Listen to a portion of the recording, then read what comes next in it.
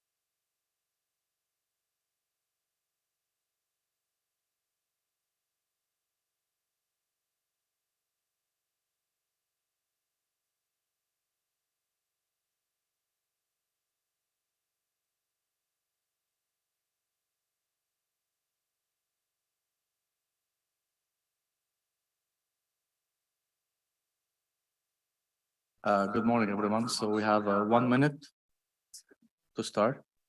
Did you have your microphone? Somebody has to. Okay. Yes, I did. So that's the 1 minute warning. Clark didn't hear that. Well, Clark is coming, so we'll wait for him.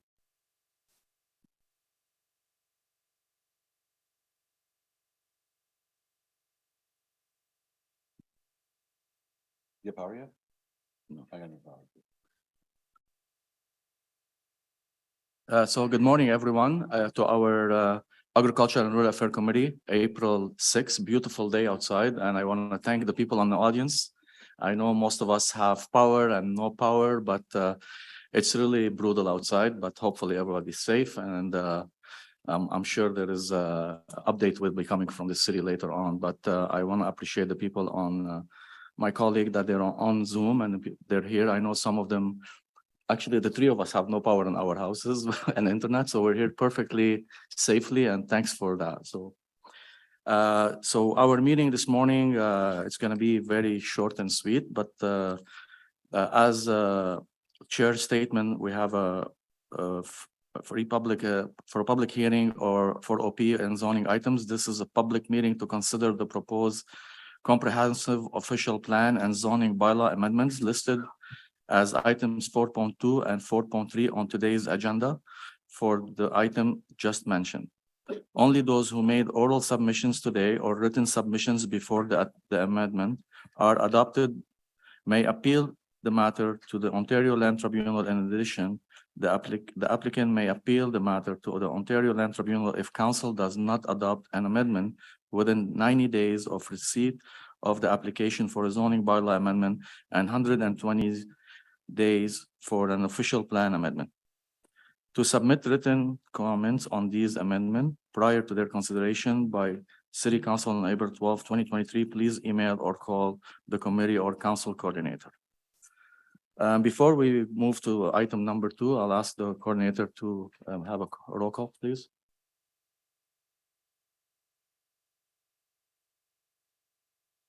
Councillor Brown, Councillor Brown has sent regrets. Regrets, yes. Councillor Kitts, Here. Councillor Lulo, I'm here physically, yes. Vice Chair Kelly, Present. and Chair Drews. Here. Have quorum, Chair. Thank you. Any declaration of interest? Seeing none, we move to number 3. Can I have a confirmation of minutes from ARAC minutes, February 24, 2023? Confirmed. Carried, thank you. Number 4 on the agenda, our planning, real estate and economy development department. It is 4.1 on the agenda. It's a right-of-way patio bylaw update and new urban design guideline for commercial patios. I asked staff if we need this presentation, but my colleague, we already went through this transportation and the planning. So we have our staff, Mark Young and Laureen Denardo, if anyone have a question for them, because we're not going to go through the presentation. Sorry for, but I'm sure you're okay with that. If anyone has a question for you. It's nice to see you. Seeing no questions, thank you very much for attending this morning. That the Agricultural and Rural Affairs Committee recommend Council, 1, approve the urban design guidelines for commercial patio in document 2. Is that carried? Carried. Thank you. Thank you very much. 4.2, we have a front-ending agreement report at Manatic Water Main Link Phase 2. We have no presentation, we have no delegation and no correspondence. I spoke also to Councilor Brown, and he's also aware of the report and he's in agreement with the report. So anyone have a question? Okay. So report recommendation, the Agricultural Affairs Committee recommend Council approve the following. Number 1, authorize the city and delegate authority to the General Manager, Planning, Real Estate and Economy Development Department to enter into front-ending agreement with Minto Community, Inc. in relation to the design and construction of the Manatic Water Main Link Phase 2 project as outlined in the report, in accordance with the front-end agreement principles and policies set forth in documents 1 and 2, and with the final form and content being to the satisfaction of the city solicitor. 2, pursuant to said agreement, authorize the recipient from Minto Communities, Inc. to an upset limit of $12,800,212 plus applicable taxes in accordance with the agreement to fund the above described work, which are to be completed by the city. 3, pursuant to said agreement, upon receipt the above described fund, authorize the city to tender drawing and specification for the said work and provide contract administration and site inspection for their construction, and pursuant to said agreement, authorize financial disbursement to reimburse Minto Community, Inc. by way of development charges credits to an upset limit of $12,800,212 plus applicable taxes through the Manatic area specific development charges and in accordance with said agreement. All in favor? Okay. Carried. Carried. Thank you. That item is carried also. So thank you very much. 4.3, we have a clerk, and that's not your clerk. No, we have a clerk municipal drain. And we have our staff, Dave Ryan here. If we have any question or concern, thanks for coming here this morning, Dave. We have no presentation, no delegation, and no correspondence. The report is that the Agricultural Affairs Committee recommend that Council give these 3 readings to the bylaw attached as a document to this report to provide for the abandon of the Clark Municipal Drain, East Main Drain, for STA 0+00 to STA 14+31 and West Main Drain from 0+00 STA plus 58 located in lot 12 and 13, concession 3, former township of Nepean, Barhaven, West Ward, under subsection 84.5 of the Drainage Act. Do you have any question? Not sure. Is that report carried? That's right. Carried, thank you very much. And we have no in-camera item. And we do have an open mic session this morning. Mr. Ken Holmes and Megan Gordon, thank you both for attending, and please, you can come to the front and the committee is here to listen to your presentation. And we'll give you 10 minutes each if you want. It's a tough day to drive around and you made it here, so we gotta accommodate you, and it's always nice to see both of you here at ERAC. And I know Mr. Holmes is a regular in our committee, so we're happy to have him, and you, Megan, too.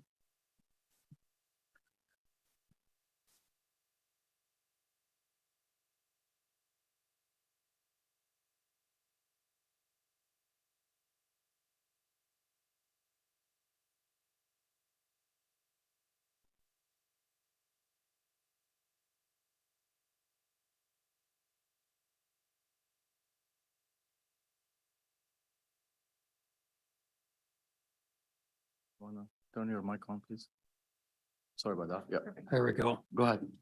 I'd like to congratulate the staff on the work that's been done in this room for the quality of the acoustics. It's normally very terrible, and I'm impressed with the improvements. So congratulations to the staff on that. Mr. Chair, today I'm speaking to you as the rural representative on the city's ambassadors working group. Earlier this week, I sent you a copy of the terms of reference of that group. There are not a lot of opportunities for the rural voice to be heard, but the ambassadors working group is one that can be used specifically during the official planning process. You may want to discuss that aspect later on during your questions. Next slide, please. About a year ago, the first draft of the Transportation Master Plan shared the same weakness that is evident in the new official plan. In that official plan, despite the ambitious mobility big move that hopes to have more than half of the city's transportation to be by sustainable means, that plan failed to recognize that the rural area needed to be included within that goal. The background on that iteration is also in the background email that I sent you earlier this week. The official plan seemed to be satisfied with the recognition that personal vehicles are recognized as the main form of transportation in the rural area. And that may be the status quo, but it provided little vision on how to satisfy the real transportation needs in the rural area. The matter of rural needs was punted by the official plan to the Transportation Master Plan, then proceeded to repeat the same status quo approach in its first draft. The second draft that you'll be voting on, I believe on the 17th of April at Transportation Committee, is a slight improvement, but it still fails to acknowledge the broader problem, nor does it give adequate policy direction in the area. Next slide, please. What are the rural transportation needs and how are they different from urban Ottawa? As I'm sure you're aware, the city has a comprehensive set of equity and inclusion lenses, of which the rural lens is one. That document is a good starting point for both rural residents and non-rural residents to understand the uniqueness of rural Ottawa.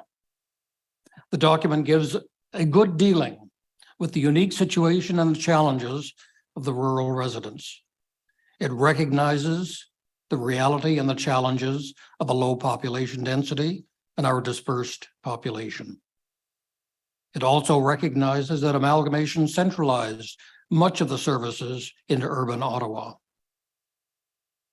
It recognizes that much of the rural daily life involves traveling great distances, and it recognizes that the life in rural Ottawa and its residents are changing. The rural lens summarizes its guidance to everybody in the bold blue text at the bottom of the slide. Rural residents envision more alternative and affordable transportation options. The Transportation Master Plan simply does not reflect that vision. Next slide, please.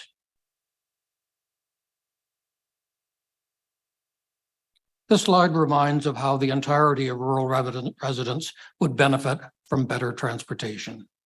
Every age group, from youth through young adult, through adults and seniors, would benefit from improved transportation options.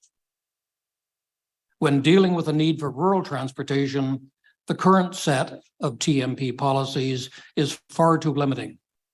It only mentions the need for better rural transportation options to support rural economic development.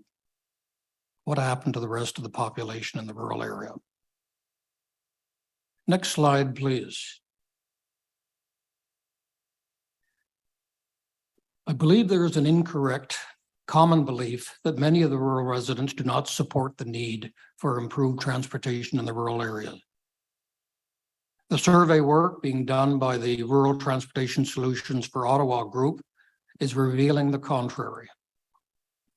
Our current survey is helping to provide some definition to the transportation needs in rural Ottawa.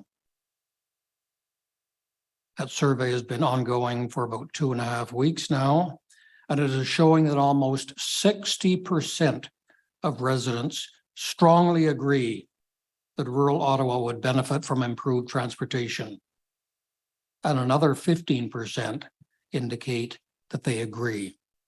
So we have almost 75% of participants in that survey indicating that they need more rural transportation options. And they're not naive. They have an awareness of the associated realistic costs. Rural Transportation Solutions is looking forward to presenting the results of their current survey to you in June. Next slide, please. Returning to the new official plan, wherein may lie some of the basic problems in the TMP, it's important that we do not follow the same path that the official plan did. That plan was very much a status quo approach with respect to the rural transportation options. While it seemed to recognize the need in some instances, any direction towards resolution focused on the rural area simply was not there. We have to get the Transportation Master Plan right at this draft stage. Next slide, please. I believe that rural councillors have to act now to ensure that the next iteration of the Transportation Master Plan properly reflects the need for more transportation options for rural Ottawa. In simplest terms, the TMP needs to set a direction in its policies that seeks alternate transportation options in rural Ottawa for all the needs, not just for economic development. The policy shouldn't appear as an afterthought, as it seems to now. And the document should elaborate on those needs in the same way that it does, for example, for the active transportation topic. Mr. Chair, that concludes my presentations. If you have any questions, I'd be prepared to answer them along with my colleague, Megan. Thank you very much, both of you, for attending this morning. And I'll leave my question till the end, but I'm going to ask my colleague if they have a question. I also want to assure you that most of the councillors that or ERAC also are at Transportation Committee. So we are well represented at this committee also. So thank you very much for that. I guess Clark has questions. Go ahead. You're just backing up Ken today. Right on. Good team. Thank you both for coming. I've chatted with both of you at length about some of these issues and the various aspects that come up in regards to rural transportation. So thank you again to both of you for the work that you do. And Mr. Holmes, I know that we've spoke about the public consultation aspect of these plans on several occasions. Can you explain to the committee your thoughts on the public consultation aspect of putting together these plans, and what voice do rural residents have in the absence of rural summits and the rural office? You know, I think is a shadow of its original self when it was originally established. So I just wanted to get your comments on that and perhaps how it could be improved in the future. From my experience, there is a huge gap between the documentation that's produced by staff like the Transportation Master Plan and the individual resident. The plans, like the official plan, are something like 150, 200-page document. Your average resident is not going to be able to wallow through that sort of a document unless somebody points them in the right direction, points them to areas that we think their attention might be best directed. That step is missing almost in its entirety. As a member of the Ambassadors Working Group, I get reasonably advanced notification of major documents like the Transportation Master Plan. But even then, I had to seek out the information that it was in fact available as the second draft. I received that information about a month ago with an indication that it would be going to Transportation Committee before the end of April. In that interim, I've seen very little discussion on the Transportation Master Plan amongst the rural councillors. I've seen nothing in the monthly newsletter. So there's nothing to bridge that gap to try to engage the residents. That's not a new problem. That problem was recognized years ago and was one of the reasons that the mayor and council started the rural summits. We had Rural Summit 1 in 2005, Rural Summit 2 in 2008, and with a commitment by council to have a rural summit conducted once for every term of council. That was 3 terms of council ago. So the rural summit that was intended to be a major focal point to get the rural audience together to discuss common points of concern and to develop some recommendations, that mechanism does not exist. And the rural voice was supposed to be very much based on the rural summits. So that mechanism is gone. We used to have an organization, a group called the Rural Affairs Advisory Committee, which was an arm that was available to ARAC to help study and investigate and develop areas. I've seen a couple of their reports. They're very good. Unfortunately, we've lost the advisory committee. The mayor decided to basically dispense with all advisory committees except those that were mandated by the province of Ontario.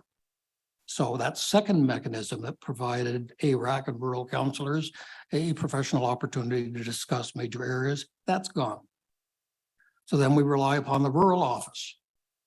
Now, the rural office, which was given a great mandate and an allocation of, I think, up to about 8 FTEs with a mandate that work with the rural summits, work with the advisory committee.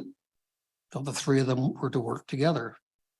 Well, the rural office today is a mere shadow of what was intended back in 2008.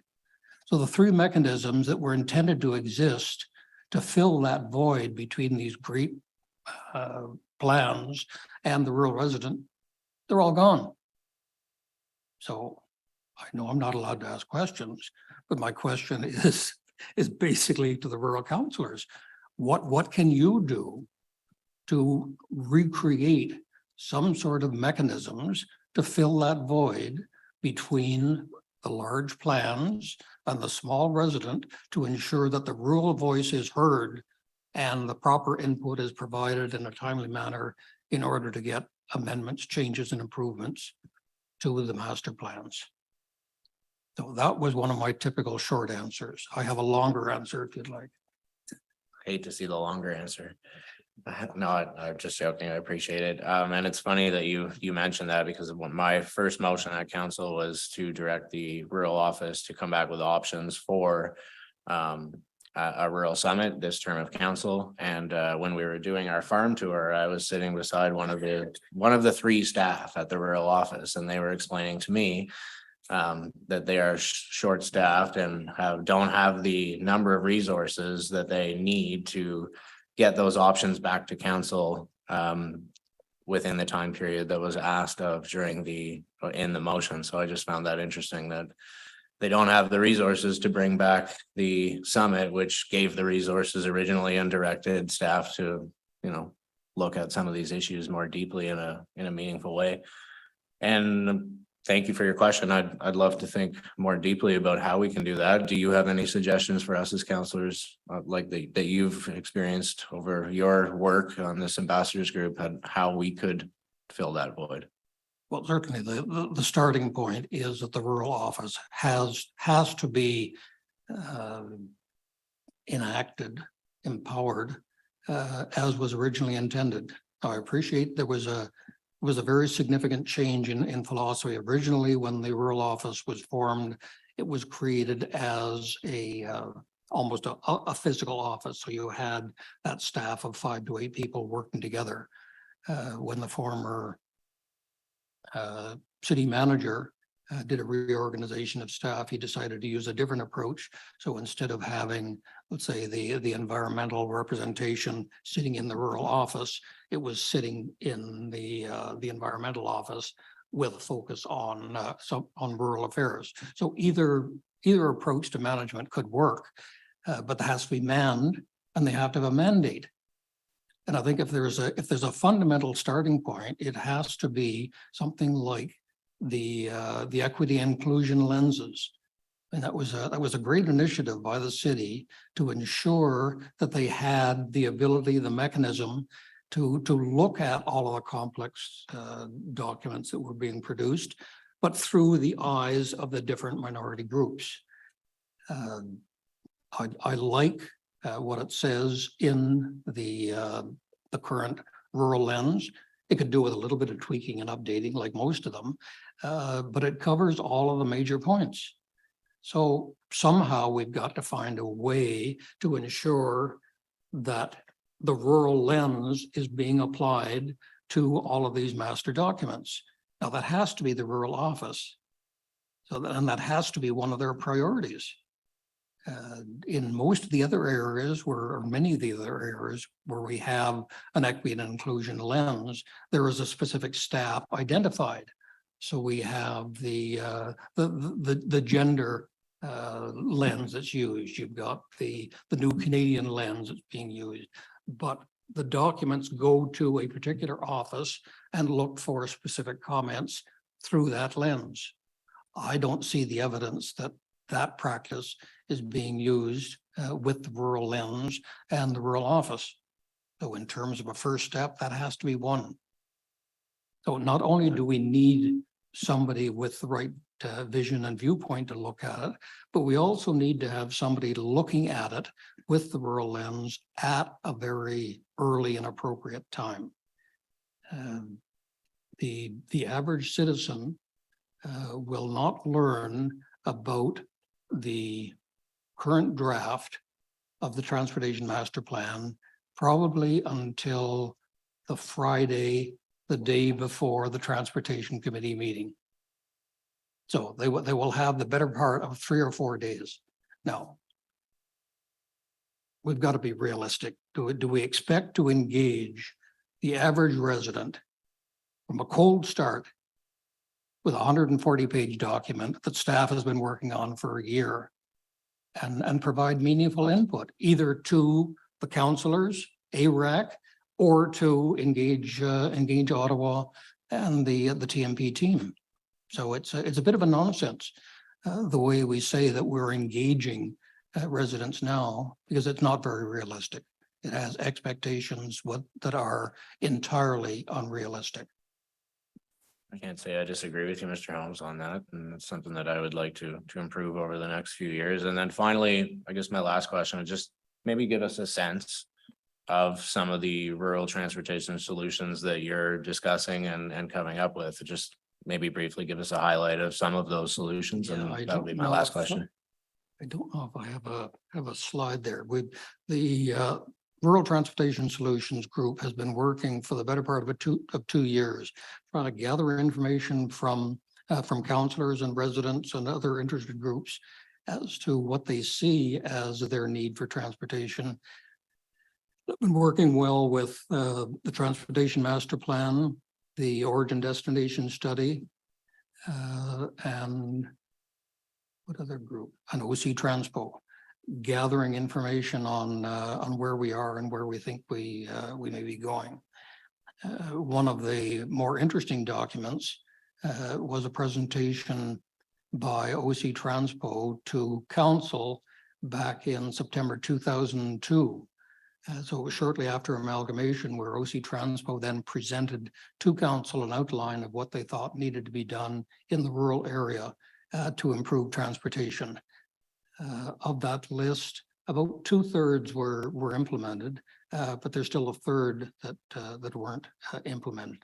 So we're going to be working with groups, villages, community associations, and councillors to go back to that document, look at those 1/3 that were not implemented, and see how they could be added to the current OC Transpo system to improve transportation. But things have changed. Not only the population and the distribution, but we've been putting a fair amount of effort in the last decade towards ideas of rural economic development. The plans that were developed back in 2002 are quite dated in that their focus was, how do we get the rural folks downtown to work? If our focus now in the rural areas is economic development, we've got to look at it through the other end of the telescope. And how do we get people from downtown out to the rural areas? You've probably had a couple of conversations with my colleague from the CARP Road Corridor Business Improvement Agency. He worked with the forerunner of the Rural Transportation Solutions Group when we studied CARP and their transportation needs. And amongst his highest priorities of what he needs in that area, it's transportation. He can't get people to come out to work because they can't get out to work. Yeah. So that's a problem. The direction in which we're heading with the rural transportation solution is twofold.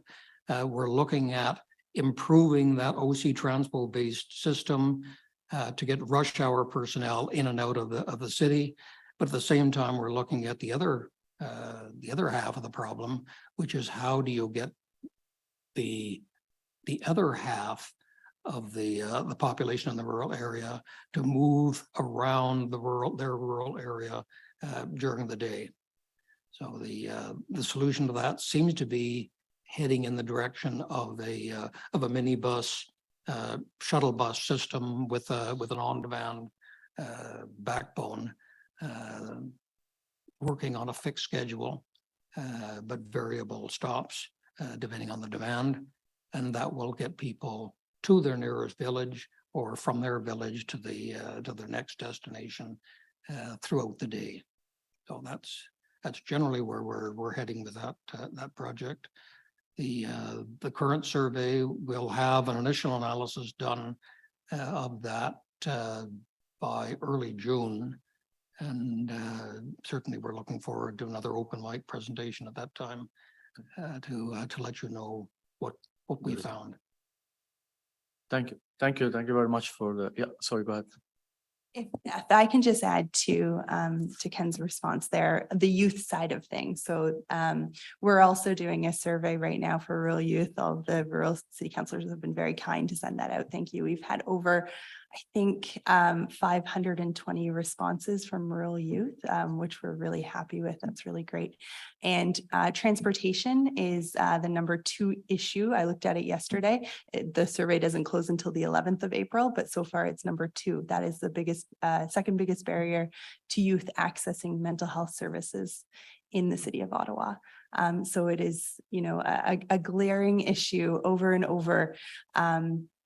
That youth don't have the ability to move from their rural villages into the city to access those services that they desperately need to attend to, you know, make sure that they are mentally well and not in crisis. So we are, yeah, I'm here mostly just to echo what Ken's saying, that the need exists. And it's a real challenge and a real problem that there are no solutions now. And we're happy to work with ARAC in the city of Ottawa and to come up with some solutions that work for rural youth. Thank you, Megan. Councillor Lula. Thank you very much for coming out today and providing this presentation. As somebody who's new on ARAC, I really do appreciate this very much. And I appreciate your comments when it comes to how we do consultations. You know, as the chair of the Ottawa Public Library Board, we undertook one of the most comprehensive consultations in the city's history on our OCL branch, and I think that model is something that we can look at when it comes to you know, ensuring that we're getting proper feedback from rural residents on this issue. We had like something over like 4 or 5 dozen events in different areas across the city, and it allowed residents to shape the vision prior to a report being produced. And so like all of that information was taken out. We had, you know, children drawing pictures of what they thought, you know, the library should look like, people listening to the services that they were looking for. And then we piloted those services in different branches. You can find a maker space here where you can do 3D printing if you want to. We'll finish with the delegations today. You know, music production stations, that sort of thing. And we were able to pilot that while the report was being written so that we could have an idea of what was going to work and what didn't work.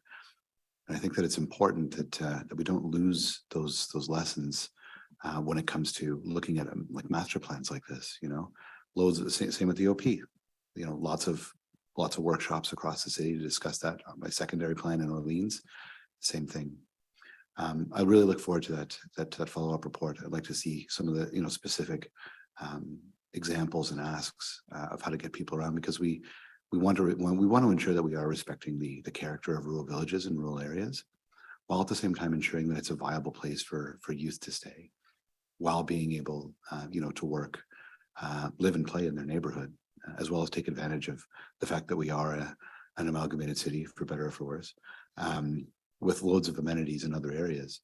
Being able to move about your own neighborhood, being able to work in the city, and being able to visit your closest village if you're living on the outskirts of a rural area are things that are really important, things that we need to look at.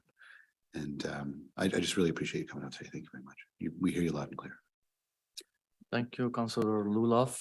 And we have Councillor Kitt have questions or comments. So go ahead, Councillor. Yeah, just a quick comment. I don't have much to add to what my colleagues already said, but just that I do agree with you. I think over time, there has been a diminishment in the rural voice on key files that come before the city, and meaningful engagement. But I do think that you've got councillors on this committee that are committed to strengthening that and bringing it back. So I just wanted to thank you for being here. It's delegations like this that, you know, spur our creative thought. But again, just wanted to say we do hear you loud and clear. Thank you. Thank you, Councillor Kitt. I just want to echo some of the comment that has been floating around. And I want to thank both of you, first of all, to come to our ARAC. And that was important for us to leave an open mic. I know it's probably the open mic is taking us longer than the meeting, but those are important issues. It relate to our community, not only myself, every councillor sitting on that committee. We echo, we understand, we hear you. I have a couple small questions concerning the survey that you're putting out. Every village and every area in the city, I know we're one city of Ottawa, but every village pay a transit levy different. Have you ever looked at those components? Because in my unique ward, per se, Our rural resident, they don't pay. We don't pay less than Travis. It's different than Manatic. Manatic is different than Carp. Carp is different than Cumberland.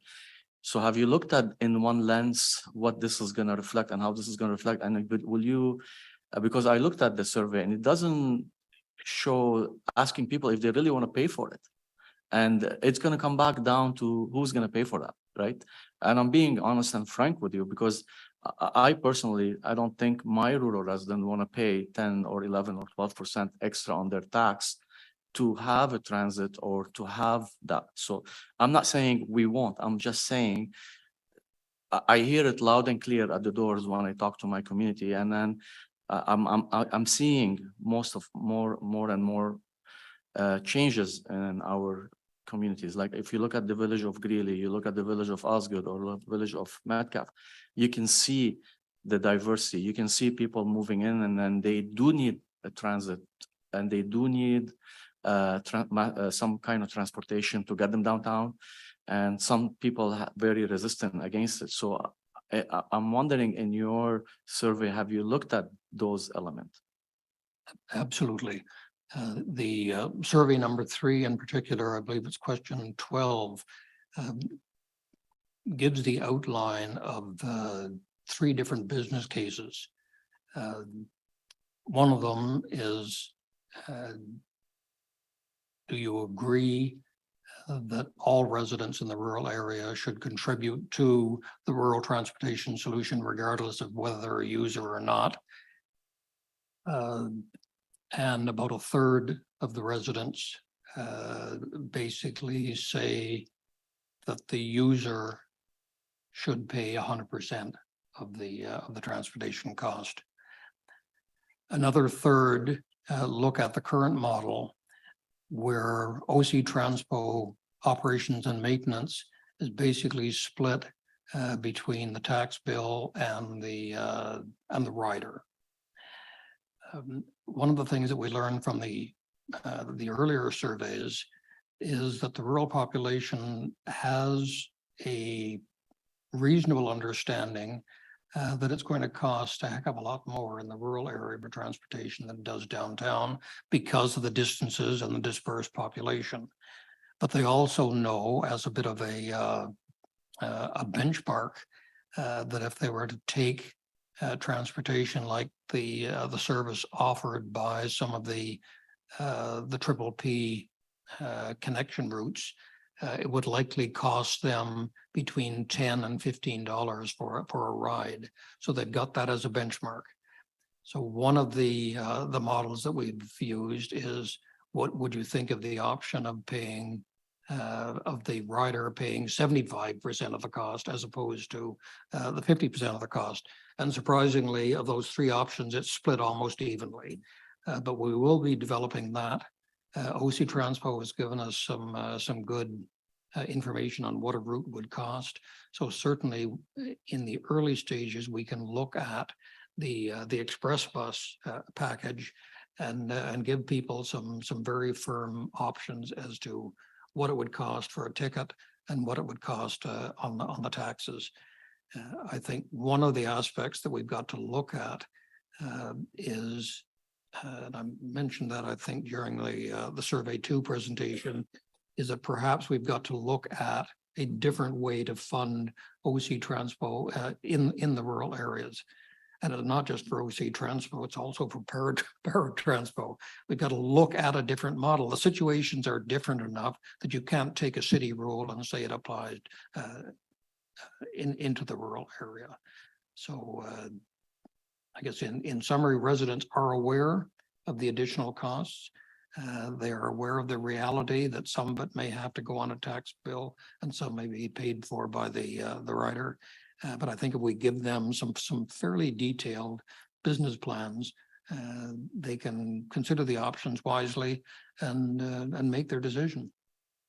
Thank you, Mr. Holmes. I hear you, and this is a little bit concern, but I know that there is a way to work around it, and we're very happy to have those conversations. And I was talking to Osgood Youth Association. I know some of my residents are part of that transportation study that you've been doing, and So we will be kind of offering an opportunity for them also to come to Osgood Ward Advisory Board to basically submit that. You mentioned at the beginning that I know that we don't have the Rural Advisory Board anymore, but I know every councillors of us here have those mechanisms in our community. We have through our communication. So we will be circulating, and we will be working with your group to making sure those surveys are out and we get the proper data. And then we'll also allow an opportunity for to come and to to come to our own advisory board and discuss those at a depth and more when it comes to closing. When we have some solution, we'll be working closely. And there is two other things. I heard you loud and clear. I heard you loud and clear. I know Councillor Clark and Councillor Brown and I had those discussions concerning the Rural Summit. And yes, I never been on one. I've been elected in 2014, and I know we haven't had one of those. But I was talking to Councillor Kit and Councillor Lulaf, and this committee are willing, and we are working together collectively. I know we might have some challenges. We have official plan. We have so many workload on us right now, but I assure you we'll take this offline, and you'll hearing from us, and then so you'll be very happy and be able to be conduit to our rural residents, making sure we are really hearing them, and we don't wait the last 2-3 days to give them the consultation and get their answer from them. So we assure you that work it's in the work, and I know Councillor Clark is championing that, and I know that we will collectively all work together on that. So thank you very much. Those are all my question and my comment, and we really appreciate you taking the time. If I could make a Yes, comment please. on one of your areas, it's our intention after we complete survey 3 and have a good start on the business models to then go out and do some good public consultation, hopefully with each of the 28 different rural villages, so we can present them some fairly concrete plans on a map to show where the routes are with the costing options, and ask them for some very specific feedback. So that's the next big step once we finish with the survey process. And we're looking forward for it. So Yeah. we'll be working with your group. We're making sure we do a proper and thorough public consultation and mean. So we'll be working with you. So thank you very much this morning for coming, and Megan, we appreciate your input, and I know that you do lots of work behind the scene, and it's not only both of you. You have a group volunteer and many other communities working with you. So we thank them from behalf of ERAC. Please relay our message to them. So we appreciate all the work. Thank you. Thank you for the opportunity to present, and thank you very much for your discussion and questions. Thank you. Okay. We have no in-camera items. We have any notice of motion that we know of? We have none. We have no inquiry, other business. And perfect. 10, can we have an adjournment, please? Adjourn. Thank you. Drive safe. Thanks, everyone. Thank you. Thank you. Bye, Catherine. Be safe. See you later.